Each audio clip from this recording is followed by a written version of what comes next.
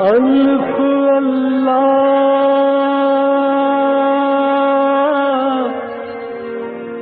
چمبے دی بوٹی میرے من وچ مرشد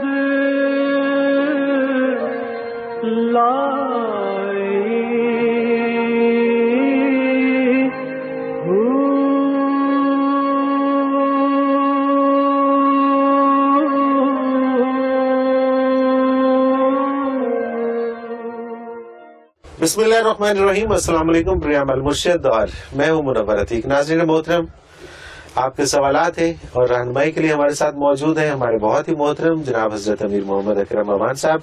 آپ سلسلہ نقشبندیہ اویسیہ کے شیخ ہیں، مترجم قرآن ہیں، مفکر قرآن ہیں، شاعر ہیں، ادیب ہیں، بہت سے حوالے ہیں آپ کے تعارف کے۔ حضرت جی بہت شکریہ، آپ نے وقت دیا۔ سوالات آج بھی ہمارے پاس بڑے زبردست اور بڑے، اور سیٹ آج پھر ماشاءاللہ سے چینج، جتنا سیٹ ہم چینج کریں گے کوئی نہیں کر سکتا الحمدللہ۔ امجد امان صاحب جی چکوال سے یہ کہتے ہیں قرآن پاک آج سے 1400 سال پہلے نازل ہوا، تب سے اب تک اس کی بے شمار تفاسیر لکھی گئیں۔ میرا آپ سے سوال یہ ہے کہ قرون اولیٰ میں لکھی جانے والی تفسیر زیادہ مستند ہے یا آج کے جدید علوم و فن سیکھ کر لکھی جانے والی تفسیر زیادہ معتبر ہے؟ الحمدللہ رب العالمین والصلاة والسلام علی حبیبہ محمد وآلہ وصحبہ اجمعین۔ اعوذ باللہ من الشیطان الرجیم، بسم اللہ الرحمن الرحیم۔ قرآن پاک کا اصول یہ ہے کہ قرآن پاک نازل ہوا ہے نبی کریم صلی اللہ علیہ وآلہ وسلم کے قلب اطہر پر، اور حضور نے جو لفظ فرمایا کہ یہ لفظ، یہ آیت، یہ جملہ، یہ سورت، یہ قرآن ہے، وہی قرآن ہے۔ اس کے علاوہ کسی کے پاس قرآن کی اور کوئی دلیل نہیں۔ صحیح، ٹھیک، صرف حضور اکرم صلی اللہ علیہ وسلم کا ارشاد ہے، چونکہ وہی صرف حضور سنتے تھے، دوسرا کوئی نہیں سنتا تھا۔ بے شک۔ اب نبی علیہ السلام کا منصب صرف یہ نہیں کہ وہ ڈاکیے کی طرح ڈاک پہنچا دی، بھئی قرآن کے الفاظ آئے آپ نے پہنچا دیے، نہیں۔ منصب نبوت یہ ہے لِتُبَيِّنَ لِلنَّاسِ مَا نُزِّلَ إِلَيْهِمْ۔ قرآن بتاتا ہے کہ یہ بھی آپ کا منصب ہے کہ لوگوں کو بتائیں کہ ان کے لیے کیا نازل ہوا۔ صحیح۔ تو قرآن کی اصل تفسیر وہ ہے جو نبی کریم صلی اللہ علیہ وسلم نے فرمائی اور صحابہ نے سمجھی، اور اس کے حضور کے سامنے اس پر عمل کیا، حضور نے تصدیق فرمائی کہ یہی مقصد تھا۔ سبحان اللہ، سبحان اللہ۔ صحابہ کرام کی جو زندگیاں ہیں وہ یہ ہیں کہ انہوں نے قرآن حضور سے سنا، اس کا مفہوم سمجھا، اس پر عمل کیا، یہ بنیاد ہے۔ صحیح۔ قرآن کریم کی آج تک جو تفاسیر لکھی گئی ہیں ان کی تعداد تقریباً 2 لاکھ ہے۔ 2 لاکھ؟ 2 لاکھ، صحیح، جن میں کچھ معدوم ہو گئی، کچھ تباہ نہ ہوئی، کچھ جو تباہ ہوئی ملتی ہیں، کچھ نہیں ملتی، صحیح۔ لیکن آج تک جو لکھی گئی ان کی تعداد کم و بیش 2 لاکھ کے قریب یا اس سے کچھ زائد ہی ہے۔ صحیح۔ اب جو بات حضور نے فرمائی وہ بن گئی بنیاد۔ ٹھیک، بالکل ٹھیک۔ اب اس کے 2 یا 3 یا 4 پہلو ہیں، تو ایک مفسر نے ایک پہلو پہ روشنی ڈالی، دوسرے نے دوسرے پہ، تیسرے نے تیسرے پہ، چوتھے نے چوتھے پہ، لیکن یہ ایک گنجے گراں مایا ہے، جیسے ایک کوہ نور ہیرا پڑا ہے، اب اس کی کتنی شعائیں آپ کی نہیں ہیں۔ بے شک۔ تو ہر زمانے کی ضرورت کے مطابق بات کو سمجھانے کے لیے اس میں آسانی تو پیدا کی جا سکتی ہے، صحیح، لیکن اس مفہوم سے جو باہر جائے گا وہ گمراہ ہو جائے گا۔ وہ گمراہ ہو جائے گا۔ بنیاد وہی ہے جو حضور نے سمجھایا۔ بالکل صحیح۔ اب ہماری فرقہ بندی جو بن گئی ہے اسلام میں، اس کی بنیاد یہ ہے کہ ہر فرقہ قرآن اٹھائے پھرتا ہے۔ ٹھیک بات، بالکل صحیح۔ ہر فرقہ کہتا ہے میری بنیاد قرآن پر ہے۔ اگر آپ اس بات پہ آئیں کہ اسے کہیں کہ جو قرآن کا مفہوم آپ بیان کر رہے ہیں کیا حضور نے یہی کیا تھا، صحابہ نے یہی سمجھا تھا، صحیح، تو فرقہ بندی ختم ہو جائے گی۔ بالکل صحیح، بالکل صحیح۔ ہم اور بڑا آسان سا کام ہے یہ تو تفسیر پھر۔ بالرائے کرتے ہیں جب اپنی مرضی سے، تو وہ درست نہیں۔ بالکل ٹھیک۔ آج کوئی کرے یا قرآن قیامت تک کے لیے ہے، پتہ نہیں دنیا کی عمر کتنی ہے، پیچھے کتنے لوگ آئیں گے، کن کن زبانوں میں وہ کیا کیا لکھیں گے. اس سارے کا معیار یہ ہے کہ ان حدود کے اندر ہو جو حضور نے بتایا ہے، سبحان اللہ، اسی کی تشریح ہو جو حضور نے بتایا. اگر اس ڈگر سے ہٹ جائے گی تو وہ تفسیر بالرائے ہو جائے گی جو حرام ہے اور منع ہے. صحیح صحیح. یعنی قرآن کی تفسیر آپ اپنی پسند کے مطابق کریں تو وہ درست نہیں. وہ درست نہیں ہے، بالکل ٹھیک. جو آقا کریم صلی اللہ علیہ وسلم نے جو بتایا وہ معیار ہے. اس کے اندر آپ شرح کرتے ہیں، پٹھان سے پشتو میں کرتے ہیں، ایران میں فارسی میں کرتے ہیں، عرب میں عربی میں کرتے ہیں، ہندوستان میں اردو میں کرتے ہیں، پنجابی میں کرتے ہیں، لیکن یاد رہے آپ کا کوئی لفظ اس حد سے باہر نہ جائے. بالکل تو ساری مستند ہے. بالکل ٹھیک. سبحان اللہ. اور اگر پہلے زمانے میں بھی کسی نے صحابہ تابعین تبع تابعین تو خیر القرون تھے الحمدللہ، اس کے بعد پہلے زمانے میں بعض لوگوں نے ایسی باتیں کی ہوں گی جو اس حد سے تجاوز کرے وہ قابل التفات نہیں ہے. بالکل ٹھیک، بالکل صحیح. تو یہ معیار ہے. بالکل صحیح. اچھا جی، اگلا سوال مصباح ہے مریدکے سے. مولانا صاحب، سچی توبہ کس طرح کی جا سکتی ہے؟ اس کا طریقہ تعلیم فرما دیجیے. میں نے عرض کیا تھا، یہ سوال پہلے بھی ہو چکا ہے کہ خلوص دل سے اللہ سے عہد کریں کہ جو غلطیاں ہو گئی ہیں آئندہ نہیں کروں گا. ٹھیک ہے. اور سب سے پہلے عقیدے کی خبر لیں. کیا آپ کا عقیدہ وہی ہے جو رسول اللہ صلی اللہ علیہ وسلم نے بیان فرمایا؟ بالکل صحیح. اللہ کے بارے، آخرت کے بارے، فرشتوں کے بارے، جو ضروریات دین ہے، قرآن کے بارے، انبیاء صحیح. کے بارے، حیات بعد الموت کے بارے، وہی عقیدہ ہے جو متقدمین سے حضور اکرم صلی اللہ علیہ وسلم کے تربیت یافتہ لوگوں سے آ رہا ہے. عقیدے کی اصلاح کریں، پھر آئندہ اپنے کردار کی اصلاح کر لیں. آمن و عمل صالحہ، ایمان صحیح کرے اور عمل درست کر لے تو توبہ قبول ہو. تو قبول ہو جائے گی. عبدالصمد سماد لاہور سے، یہ ان کا بڑا ایک انٹرسٹنگ سوال ہے. مولانا صاحب، میں اسلامیات کا لیکچرر ہوں. میرے ایک اسٹوڈنٹ نے مجھ سے ایک سوال کیا، جواب تو میں نے جیسے تیسے جو سمجھا دیا، جو سمجھا سکا سمجھا دیا، لیکن خود پوری طرح سمجھے بغیر جواب دے کر مطمئن نہیں ہوں. براہ کرم رہنمائی فرمائیے. قرآن پاک میں ہے وَقَانَ اللَّهُ شَاكِرًا عَلِيمًا. سوال یہ تھا کہ اللہ کریم کے شاکر ہونے سے کیا مراد ہے؟ بندے کا شکر ادا کرنا تو سمجھ میں آتا ہے، لیکن اللہ تعالیٰ کی ذات کس کی شکر گزار ہوگی؟ نعوذ باللہ. گزارش یہ ہے کہ یہ جو الفاظ اس طرح کے ہوتے ہیں، ان کو جب نسبت کی جاتی ہے اللہ کریم کی طرف تو ان کے معنی بعید مراد ہوتے ہیں. صحیح. ہر لفظ کا ایک معنی ہے، اسے آپ معنی قریب کہتے ہیں، ایک اس کا نتیجہ ہے. ٹھیک ٹھیک. یعنی آپ کہتے ہیں میں نے پانی پیا تو اس کا معنی یہ ہے کہ آپ کو پانی ملا، آپ نے پی لیا. نتیجہ یہ ہے کہ آپ کی پیاس بجھ گئی. بالکل صحیح. یہ جو پیاس بجھی یہ معنی بعید ہے. یہ بعید ہے. ٹھیک ہے. تو جب یہ اس کی نسبت اللہ کی طرف ہوگی تو اللہ کا شاکر ہونا یہ ہوگا کہ ان کا شکر قبول کر کے ان پر بخشش کرتا ہے، عطا کرتا ہے، انعام دیتا ہے. سبحان اللہ. شاکر جب آپ بندے کی طرف کہیں گے تو بندہ شکریہ ادا کرتا ہے، اطاعت کرتا ہے، سجدہ گزاری کرتا ہے. شکر کیا ہے؟ اس پر بڑی بحث ہوئی اور بڑے علماء نے بہت باتیں لکھی. صحیح. اور جتنی لکھتے جائیں کم ہے. لیکن اگر آپ اسے سمجھ کرنا چاہیں تو شکر اصل میں یہ ہے کہ آپ اللہ کی اطاعت کریں. صحیح. بالکل ٹھیک.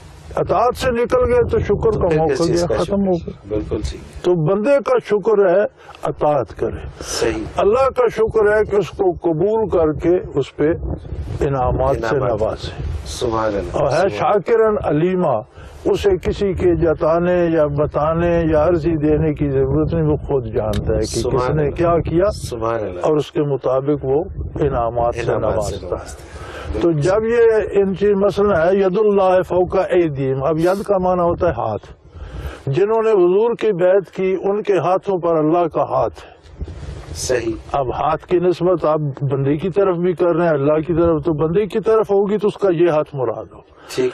ہاتھ کا نتیجہ کیا ہے؟ جس کے ہاتھ پہ آپ ہاتھ رکھتے ہیں آپ کی پوری مدد اس کے ساتھ ہوتی ہے. سبحان اللہ. جب جد کی نسبت اللہ کی طرف جائے گی تو اس کی پوری مدد ان کے ساتھ، مانا بعید مراد. صحیح، بالکل صحیح، بالکل صحیح. یہی ہے شاکر علیم. جب شاکر کی نسبت اللہ کی طرف جائے گی تو وہ شکر قبول کر کے اجر دے، بہت اجر دینے والا. نتیجہ بعید، جو مانا بعید ہے یعنی جو نتیجہ ہے وہ سامنے آئے. سبحان اللہ، سبحان اللہ.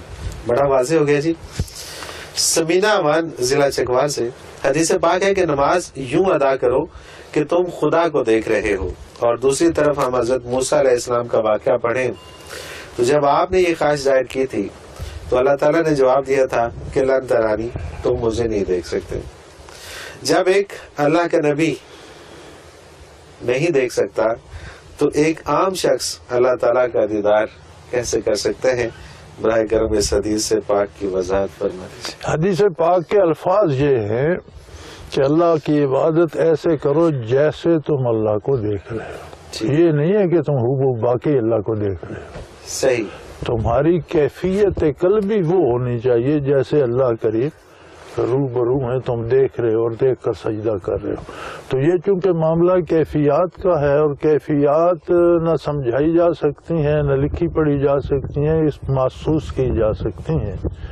تو یہ ایک کیفیت ہے کہ جب کوئی اس قدر اللہ اللہ کرتا ہے، نیکی کرتا ہے، حلال کھاتا ہے، تو اس کے اندر ایک کیفیت پیدا ہو جاتی ہے کہ جن چیزوں کو وہ نہیں دیکھ رہا گویا انہیں بھی دیکھ رہا ہے. صحیح، بالکل صحیح. حضرت علی رضی اللہ عنہ کا ایک ارشاد ہے، آپ نے فرمایا کہ اگر آج قیامت قائم ہو جائے تو مجھے کوئی حیرت نہیں ہو. صحیح. یعنی جو کچھ قیامت میں وقوع پذیر ہونا ہے اس پہ مجھے اتنا یقین ہے کہ گویا میں نے آج وہ دیکھ لیا ہے کہ ابھی قیامت قائم ہو جائے تو مجھے کوئی حیرت نہیں ہو. سبحان اللہ، سبحان اللہ. حضرت جی ایک وقفہ لیتے ہیں. ناظرین محترم، اگر آپ بھی اپنا کوئی سوال ہمیں بھیجنا چاہیں تو اسکرین پہ ہمارا نمبر موجود ہے، نوٹ فرما لیجیے. 033349555021. اس پہ ہمیں آپ اپنا سوال SMS کر دیجیے. اور اسی طرح سے اگر ہمیں آپ میل کرنا چاہیں تو ای میل ایڈریس اسکرین پہ موجود ہے، questions@almurshid.tv. اس پہ ہمیں ای میل کر دیجیے تو آپ کا سوال ہم اس پروگرام میں ضرور شامل کریں گے. ایک مختصر سا کمرشل بریک، اس کے بعد حاضر ہوتے ہیں. ہمارے ساتھ رہیے گا.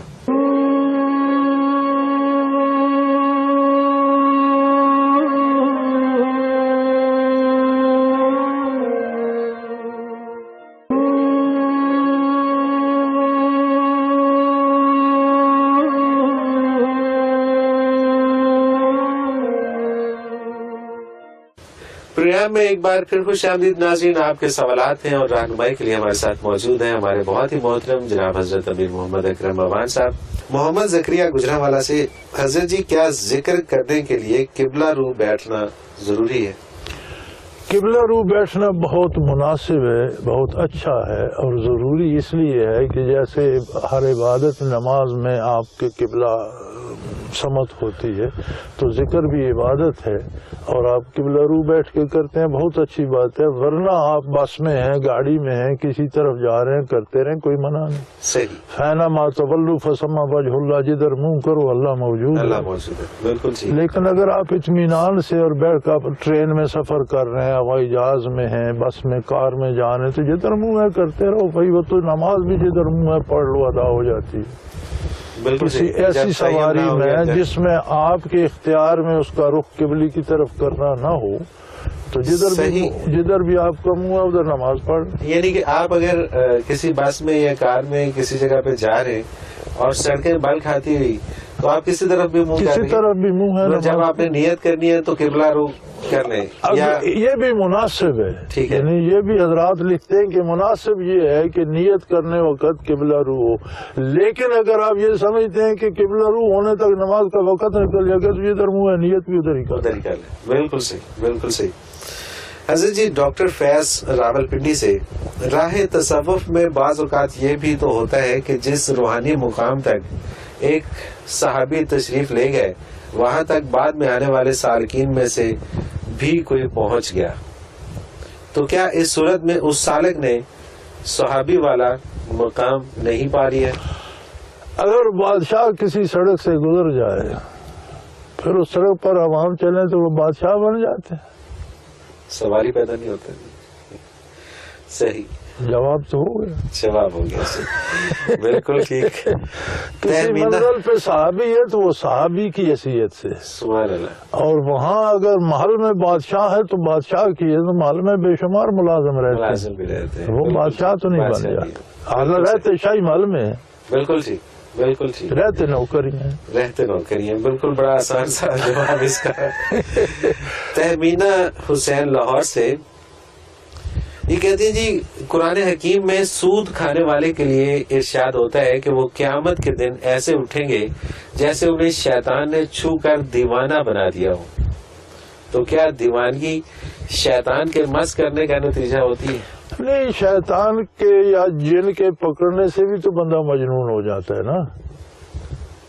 ہر دیوانگی شیطان کے مس کرنے سے نہیں ہوتی, بلکہ ہوتا یہ ہے کہ اب کسی کو اگر جن پکڑ لیتا ہے تو کیا وہ ہوش میں رہتا ہے؟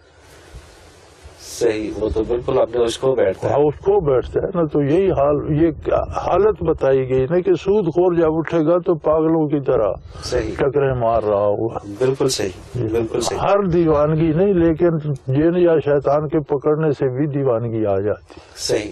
اچھا حضرت جی, ایک سوال مجھے کسی دوست نے کہا تھا کہ پوچھیے گا, قسطوں پہ جو چیزیں لیتے ہیں, عموماً لوگ قسطوں پہ کوئی چیز لیتے ہیں, موٹر سائیکل لیتے ہیں, گاڑی لیتے ہیں, فرنیچر لے لیتے ہیں, دیگر چیزیں لے لیتے ہیں, گھر کا سامان لے لیتے ہیں, تو اس کا کیا وہ سود کے زمرے میں آتا ہے یا؟ یہ بڑا سوال پیدا ہوا تھا یہ قسطوں کا شروع ہوا, اور اس پہ علماء نے بڑی تحقیق کی اور فرمایا کہ جس چیز کی قیمت طے کر لی جائے. ٹھیک ہے. مثلا یہ گاڑی جو ہے یہ میں آپ کو 10 لاکھ کی دوں گا. ٹھیک. اب اس 10 لاکھ کی قسطیں بن گئی, اگر آپ نقد دیتے ہیں تو 8 لاکھ کی لے لیں. ٹھیک ہے. تو مالک کی مرضی ہے, نقد پر 8 لاکھ کی بیچ رہے, آپ 8 لاکھ دے دیں. ٹھیک ہے. آپ کے پاس 8 لاکھ نہیں, آپ کہتے ہیں 5 لے لو, 5 کی قسطیں بنا لو, کہتے ہیں میں پھر 10 لاکھ لوں گا. ٹھیک ہے. تو وہ پہلے طے ہو گیا. ٹھیک ہو گیا. وہ سود نہیں ہے, وہ سود نہیں ہے. جو طے ہو گیا اس پر آپ اگر اضافہ کریں گے, یعنی آپ نے 5 لاکھ قسطوں میں لاکھ کی قسط دینی, آپ کہتے ہیں نہیں جی آپ مجھے 5 نہیں 6 دیں, تو وہ اوپر والا لاکھ سود بن جائے گا. ٹھیک ٹھیک ٹھیک ٹھیک ٹھیک. جو پہلے طے ہو گیا وہ سود نہیں ہے. اچھا, اگر کرنسی جیسے کہ مختلف ادارے آج کل کام کر رہے ہیں, اس میں وہ چھوٹے قرضے دیتے ہیں لوگوں کو. جی جی. اس میں 20,000 30,000 40,000 قرضہ دیتے ہیں بیویوں کو اکثر, وہ تاکہ وہ کام کر لیں, سلائی کڑھائی کا یہ وہ. تو وہ اگر 20,000 دیتے ہیں تو 24,000 واپس لیتے ہیں. جی, وہ سود ہے. وہ سود ہے. اچھا, وہ سود ہے. وہ سود ہے نا. تو وہاں پہ پا گیا نا. نہیں, آپ اضافہ واپس سود, اور اس میں ایک فرق ہے. آپ ایک اصول سمجھ رہے ہیں. جی جی. نقصان کا اندیشہ اور نفع یقینی, ٹھیک ہے, سود ہے. ٹھیک ہے. یعنی آپ نے 20 دیا 24 لینا ہے, یہ سود ہے. یہ سود ہے. نقصان کا اندیشہ ہے کہ بندہ مر گیا تو کہاں سے دیں گے. نقصان کا اندیشہ ہے, نفع یقینی ہے. بالکل ٹھیک ہے. نقصان جو ہے یقینی, اور نفع کا گمان یہ جوا ہے. اچھا, صحیح. جوا کھیلتا ہے کہ مجھے ملیں گے, سارے ہار آتا ہے. یعنی نقصان یقینی ہے جوئے میں, نفع کا گمان ہے, امید ہے. ٹھیک ہے. یہ جوا ہو گیا. نفع یقینی, نقصان کا گمان ہے, یہ سود ہو گیا. نفع نقصان کے برابر چانسز ہے, یہ تجارت ہوگی. اچھا, ایک طرف تو جو ہم قسطوں کی بات کر رہے تھے, جو ٹھیک ہے, نہیں, قسطوں میں وہ اضافہ جو ہے قیمت کا, وہ نقد اور ادھار کے وقت کے حساب سے ہے. صحیح. ٹھیک ٹھیک ٹھیک. اچھا, اس میں بھی اگر وقت کا تعین ہو کہ جی آپ اس کے انسٹالمنٹس جیسے کہ وہ دیتے وقت ان کا طے کرتے ہیں کہ جی آپ نے 2,000 روپے ہر مہینے پے کرنا ہے, اور جب واپس پوری رقم آئے گی تو 24,000. نہیں, اس میں فرق ہے نا. وہاں آپ قسطوں پہ کوئی چیز دیتے ہیں, بیڈ دیتے ہیں, صوفہ دیتے ہیں, کار دیتے ہیں, گھر دیتے ہیں. یہاں آپ دیتے کچھ نہیں نا, اس سے پیسے پہ پیسہ بڑھاتے ہیں. صحیح. اور پیسے پہ پیسہ بڑھانا سود ہو جائے گا نا. آپ نے دیا تو کچھ نہیں نا.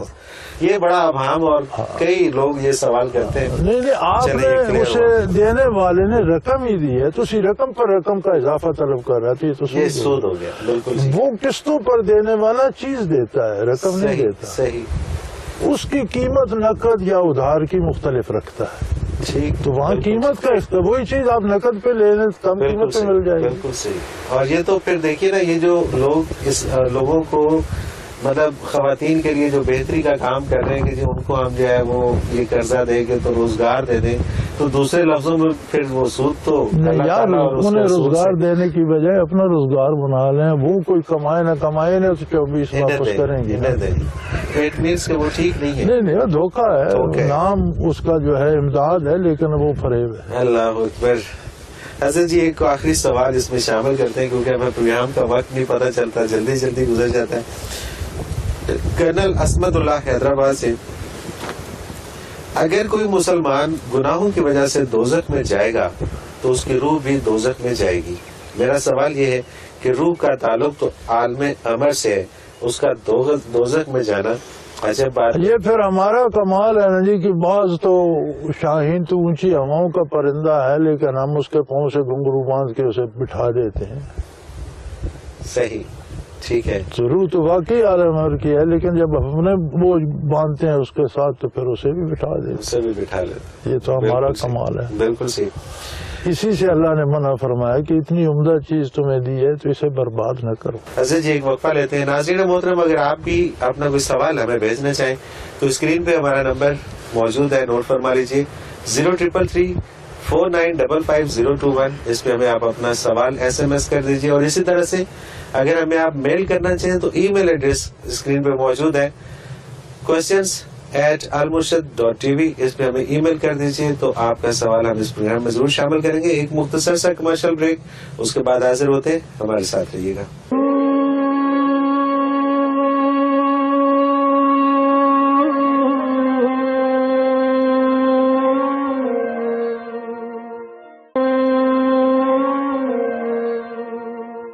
پروگرام میں ایک بار پھر خوش آمدید ناظرین، اور آپ کے سوالات ہیں رہنمائی کے لیے ہمارے ساتھ موجود ہیں ہمارے بہت ہی محترم جناب حضرت امیر محمد اکرم اوان صاحب. حضرت جی بہت شکریہ. اور اگلا سوال شامل کرتے ہیں پروگرام میں. مسز اجمل ہے ٹوپا ٹیک سنگھ سے، کہتی ہیں کہ یہ تو درست ہے کہ شرک ایک رائی کے دانے برابر بھی ہوا تو انسان کی بخشش نہیں ہوگی. اب شرک کی اتنی اقسام ہے کہ خوف پیدا ہو گیا ہے کہ ان سے کلی طور پر چھٹکارا کیوں کر ممکن ہے. براہ مہربانی شرک سے بچنے کا طریقہ فرما دیجیے اور دعا بھی فرما دیجیے کہ اللہ کریم ایمان کامل عطا فرمائے. شکر گزار ہوں گی. اللہ کریم مہربانی کرے، اللہ کریم ہدایت دے. لیکن شرک سے بچنا کچھ مشکل نہیں ہے. ٹھیک بات. ہماری سمجھ کا فطور ہے. جیسے پہلے عرض کیا جا چکا، اگلے ایک سوال میں گزر گیا کہ دنیا کے وسائل کو بطور سبب بطور وسیلہ تو آپ اختیار کریں، نتیجے کی امید اللہ پہ رکھیں تو شرک نہیں ہوتا. شرک نہیں ہوتا. بڑی آسان سی بات ہے. اور یہ اس پروگرام کے شروع ہونے سے پہلے میرے لیے بھی مشکل تھا، لیکن اس پروگرام میں آپ نے جو کچھ بھی آپ کرتے ہیں اس میں دو قاعدے ہیں کہ جو وسیلہ اختیار کرتے ہیں وہ شرعن ناجائز نہ ہو، شرعن جائز ہو، اور پھر اس کے بعد نتیجے کی امید اللہ پہ رکھے. بالکل کوئی شرک نہیں.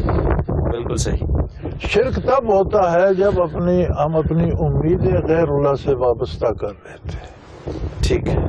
تو بعض اوقات ہماری عبادت بھی شرک بن جاتی ہے جب ہم چاہتے ہیں کہ میں لمبے لمبے سجدے کروں اور لوگ اس سے خوش ہوں اور میرے عقیدت مند ہوں، تو وہاں اللہ کی رضا تو نہ رہی، لوگوں کی رضا مطلوب ہوئی، تو شرک یہ بھی ہو جائے گا. یہ بھی شرک ہو جاتا ہے. ٹھیک. یعنی نماز بھی شرک ہو سکتی ہے، اور آپ قتال بھی کرتے ہیں، میدان کارزار میں بھی ہیں اور اللہ کی رضا کے لیے لڑ رہے ہیں اور دینی حدود کے اندر لڑ رہے ہیں. شرن کوئی واجب القتل ہے اس کے ساتھ لڑ رہے ہیں، حکومت کی ایما پہ لڑ رہے ہیں، تو وہ قتل بھی عبادت ہو جاتا ہے. سبحان اللہ. سبحان اللہ. یعنی جو کام شریعت کے مطابق اور اللہ کی رضا کے لیے ہو تو اصل انسان کا حوصلہ بڑا تھوڑا ہے، اسے اللہ پہ اعتماد نہیں آتا. میرا یہ تجربہ ہے، کوئی بندہ آ جائے نا جی کہ فلاں کام ہے تو کسی کو فون کر دو یا چٹ لکھ دو تو وہ مطمئن ہو. ہاں اس کا کام نہ ہو، وہ بعد میں بھی کہتا رہتا ہے انہوں نے تو فون بھی کیا تھا. بالکل ایسے ہی. اگر کسی سے کہہ دو کہ میں تمہارے لیے اللہ سے دعا کرتا ہوں کہ اللہ تمہارا کام کر دے تو ناراض ہو جاتا ہے کہ بات وہ میرا تو نہیں کیا. صحیح بات ہے، صحیح بات ہے. اس کو زیادہ اعتماد اور زیادہ اعتماد انسان کے اوپر ہے. اللہ کے اسے زیادہ خوش ہونا چاہیے کہ میری بات تو اللہ کریم کی بارگاہ میں پہنچ گئی، سبحان انہوں نے اللہ. میرے لیے تو زیادہ کیا ہے. اس کو تو تحصیلدار کو فون کیا تھا، اللہ. میرے لیے تو اللہ کی بارگاہ میں. سبحان لیکن اللہ. ایسا نہیں ہوتا، وہ تحصیلدار والا خوش ہوتا ہے، اللہ والا ناراض ہوتا ہے. اللہ تو ہم اللہ سے آشنائی کریں، اور آشنائی کا طریقہ صرف یہ ہے کہ اللہ کا نام دہراتے ہیں. بس پر اسم ربک متبدل نہیں، اللہ کے نام کرتے رہو، اللہ کرتے رہو. تو ایک تعلق بے کیف، جس کی کیفیت آپ جان نہیں کر سکتے، پیدا ہو جاتا ہے، اللہ پہ اعتماد ہو جاتا ہے. سبحان اللہ. حضرت جی اگلا سوال شامل کرتے ہیں. فراز حسین ہے گجرانوالہ سے کہ روح عالم امر سے دنیا میں آتی ہے، لیکن پھر اپنے ہی گھر یعنی عالم امر میں واپس جانے کے لیے اسے شیخ کی ضرورت کیوں پیش آتی ہے؟ گزارش یہ ہے جی کہ آنا تو اس کا ایک لمحے میں باذن الہی ہو جاتا ہے، صحیح. جانا اس کے لیے امتحان ہے. ٹھیک. آنا تو اس نے باذن الہی اپنے وقت پہ ایک لمحے میں آ گئی. جب فوت ہوتی ہے تو جہاں جانا ہے وہ بھی ایک لمحے میں چلی گئی. لیکن درمیان میں جو وقفہ ہے وہ انسان کی آزمائش ہے کہ اس میں وہ صرف وجود کو پالتا ہے یا روح کی ضروریات بھی پوری کرتا ہے. روح زندہ بھی رکھتا ہے یا مر جاتا ہے. روح کی زندگی ایمان ہے، ایمان کھو دیا تو سمجھو روح تو مر گئی. تو اس کے لیے جب یہاں وسائل کی ضرورت پڑتی ہے تو اس وسائل میں سب سے بڑا وسیلہ شیخ ہوتا ہے، جو سکھاتا ہے، سمجھاتا ہے، تربیت کرتا ہے. بالکل صحیح. اب جا کر منزل پر پہنچتی ہے. صحیح. شیخ بھی ایک سبب ہے، ایک وسیلہ ہے. بالکل سبب ہے. بالکل صحیح. شیخ بھی ایک سبب ہے، استاد ایک سبب ہے آپ کے علم حاصل کرنے. رابعہ متین ہے کراچی سے، یہ کہتی ہے کہ میری بڑی بہن بہت سخت طبیعت کی ہے. میں جب جاب سے واپس آتی ہوں تو وہ سارے گھر کی شکایتیں مجھ سے کرتی ہیں. میں اگر بہانے سے اٹھ بھی جاؤں تو وہ پیچھے آ کر بات مکمل کرتی ہیں. منع کرنے کی کوشش کروں تو سخت ناراض ہو جاتی ہیں. مجھے کیا کرنا چاہیے؟ آرام سے بات سننی چاہیے. سخت طبیعت والی کی آرام سے بات سنیں. آپ نرمی سے بات سنیں اور پوری بات سن کر عمل اپنی پسند سے جو صحیح ہے اس پر کریں. عمل بے شک نہ کریں، لیکن آپ کے سننے سے اس کی نفسیاتی طور پر تسکین ہو جائے گی، اور ہو سکتا ہے رفتہ رفتہ روح با اصلاح ہو جائے. بالکل صحیح. اگر آپ اس کی باتیں اس طرح آج میں چھوڑتی رہیں گی، نصف بات سنی چھوڑ دی، تو وہ اس میں اور چڑھ کر شدت آئے گی، بہت زیادہ شکایتیں کرے گی. تو آپ بڑے آرام سے، آپ اس کی بات سمجھ نہ رہی ہوں، سن رہی ہوں. صحیح. اس کو یہ لگے کہ میری بات سن رہی ہے. بات سن کے اس کی تسلی کر دیں کہ بھئی اس شکایت کا ازالہ کریں گے، انشاءاللہ ایسا کریں گے، اللہ کو چاہا تو ہو جائے گا. تو میرا خیال ہے رفتہ رفتہ اس کی بھی اصلاح ہو جائے گی. بالکل صحیح. بالکل صحیح. مسز ابرار خانےوال سے یہ کہتی ہیں کہ جی مولانا صاحب، مجھ سے نماز کے سلسلے میں سستی ہو جاتی ہے، پھر طبیعت پریشان بھی ہوتی ہے، لیکن یہ پریشانی وقتی ثابت ہوتی ہے، اگلے دن پھر کوتاہی ہو جاتی ہے. کیا کروں؟ کوئی ایسا حل بتائیے کہ نماز قضا نہ ہو. اللہ کو مان لیں. اللہ کو مان لیں. اللہ کو مان لیں تو پھر تو سارے مسئلے حل ہو گئے نا. یہ اللہ کو ماننا اور اس میں یقین کامل لے کے آنا. یقین کر لیں کہ میرا اللہ ہے، اس نے مجھے پیدا کیا ہے. دنیا امتحان کی جگہ ہے، یہاں مجھے آزمائش سے گزرنا ہے، اور اس نے مجھے رحمت للعالمین نبی کی امت سے بنایا ہے. میرا نبی ہر قدم پر میری رہنمائی کر رہا ہے، مجھے کس بات کا ڈر ہے؟ بالکل صحیح. اگر ان حقائق پہ یقین نہیں ہوگا تو سستی ہوگی. صحیح. یقین آ جائے گا، سستی نہیں ہوگی. بس وہ یقین، اس کا کچھ طریقہ ہونا چاہیے. طریقہ اللہ کا ذکر ہے. حافظ عبد الجبار گکھڑ منڈی سے، حدیث پاک ہے کہ میری آنکھیں سوتی ہیں، دل نہیں سوتا. اس کی وضاحت فرما دیجیے. انبیاء علیہ الصلوۃ والسلام پر نیند عام آدمی کی طرح نہیں آتی. ہر بندے کی نیند ناقص وضو ہے. جب بندہ سو جاتا ہے تو وضو نہیں رہتا. انبیاء کی نیند ناقص وضو نہیں ہوتی، کیونکہ انبیاء کا دل محبت وحی الہی ہوتا ہے، اور وہ اتنا بیدار رہتا ہے کہ آنکھ سو بھی جائے تو دل بیدار ہوتا ہے. نبی صلی اللہ علیہ وسلم سو بھی جائے تو ان کا وضو نہیں جاتا، اتنی غالب نیند نہیں آتی ان کا. انبیاء، تمام انبیاء کو یہ خصوصیت ہے کہ ان کا دل صحیح. عنایت نامی ولا ینام قلبی او کما قال رسول اللہ صلی اللہ علیہ وسلم، میری دونوں آنکھیں سو جاتی ہیں لیکن میرا دل بیدار رہتا ہے. بے شک. تو یہ مقام انبیاء کا، اس میں میں اور آپ داخل ہیں. صحیح. ان کے دل اتنے بیدار رہتے ہیں کہ آنکھیں سو بھی جائیں دل نہیں سوتا. سبحان اللہ، سبحان اللہ. حضرت جی قمر زمان ہے گجرات سے، یہ سوال ان کا بڑا اہم سوال، اور یہ بھی ان سوالوں کی طرح ہے جو شروع میں بڑے مشکل لگتے ہیں لیکن ابھی تھوڑی دیر بعد آسان ہو جائے گا. اللہ تعالیٰ تو ہر جگہ موجود ہے، پھر اسے زمین پر اپنا گھر بنانے کی ضرورت کیوں محسوس ہوئی؟ اس سوال میں مشکل سے زیادہ سادگی بہت ہے. اللہ کو کسی گھر میں سر چھپانے کی، رہنے کی، دھوپ بارش سے بچنے کی ضرورت نہیں ہے. جب اللہ نے زمین و آسمان تخلیق فرمائے تو یہ مقام جو بیت اللہ شریف ہے یہ مرکزی نقطہ تھا جس سے زمین پھیلائی گئی. صحیح. اور اب بھی اگر آپ تقویم کے حساب سے نکالیں تو یہ زمین کا مرکز ہے. تو اس سے اللہ نے بندوں کو اللہ کی عبادت تو کرنی تھی، اب انہیں کوئی مرکز، کوئی سمت، کوئی جگہ تو چاہیے تھی. تو اسے اپنی ذاتی تجلیات کا معبد بنا کر لوگوں کے لیے مرکز بنا دیا کہ وہ اس طرف رخ کر کے سجدہ کریں. سبحان اللہ.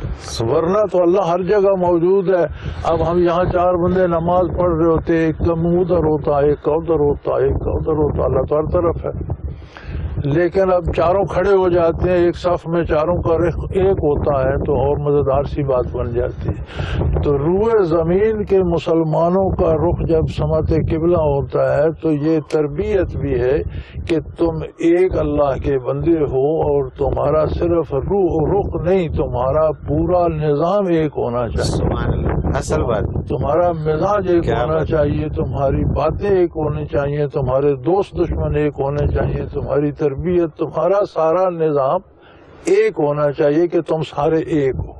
سبحان اللہ. تو اللہ تو گھروں سے بے نیاز ہے، یہ تو اس نے مخلوق کے لیے مرکز بنا دیا کہ سمت سجدہ مقرر ہو. بالکل صحیح، بالکل صحیح. علی مراد جوہر آباد سے، صحابہ اکرام میں ایسے لوگ ہیں جو ایمان لائے ہی تھے کہ جہاد میں شامل ہو کر شہید ہو گئے. انہوں نے کوئی نماز نہیں پڑھی، کوئی روزہ نہیں رکھا، بغیر عبادت کے انہیں اتنا بلند مقام کیسے مل گیا اور ان کا نام لے کر رضی اللہ تعالی عنہ کہا جاتا ہے؟ بالکل، یہ برکات ہیں محمد رسول اللہ صلی اللہ علیہ وسلم کی صحبت کی. یار انہوں نے نماز نہیں پڑھی، نماز کا وقت ہی نہیں آیا، چھوڑی نہیں نماز.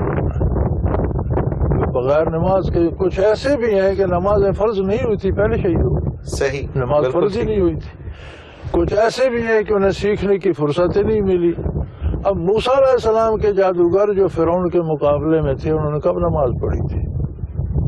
کوئی نماز نہیں پڑھی. میدان میں انہوں نے کہا ہم موسیٰ علیہ السلام پر، اللہ پر ایمان لاتے ہیں. فرعون نے وہیں انہیں سولی دی، انہوں نے کہا دے. انہوں نے وہاں پورے برزخ کا منظر بیان کر دیا. انہیں کس نے بتایا تھا؟ اللہ اکبر. تو اگر موسیٰ علیہ السلام کی صحبت میں ان کے دل اتنے روشن ہو گئے کہ انہوں نے پورا منظر بتا دیا تو محمد رسول اللہ کی صحبت میں آنے والے کو آپ کیا سمجھتے؟ سبحان اللہ. اللہ عنہ تو اسے اللہ نے انعام دیا. سبحان اللہ، سبحان اللہ. حضرت جی پھر وہی ہوا کہ ہمارے پروگرام کا وقت اپنے اختتام کو پہنچا. ناظرین محترم، انشاءاللہ تعالیٰ اگلے پروگرام میں اسی دن اسی چینل پر پھر ملاقات ہوگی. جاتے جاتے آپ کو اپنا فون نمبر اور ای میل ایڈریس بتاتا چلوں. اگر آپ بھی اپنا کوئی سوال بھیجنا چاہیں اور اس پروگرام میں شامل ہونا چاہیں تو اسکرین پہ ہمارا نمبر بار بار پڑتا ہے، اس کو نوٹ فرما لیجیے. 033349555021. اس پہ ہمیں میسج کر دیجیے. اپنا کوئی بھی سوال ہو ہم اس کو پروگرام میں شامل کریں گے. اسی طرح سے ہمارا ای میل ایڈریس موجود ہے اسکرین کے اوپر، آپ نوٹ فرما لیجیے. questions@almurshid.tv. اس پہ ای میل کیجیے اور ای میل آپ کی ہم اس سوال کو بھی اس پروگرام میں شامل کریں گے. اس کے ساتھ ہی پروگرام کا وقت ختم ہوا. منور عتیق کو اجازت دیجیے. اللہ حافظ.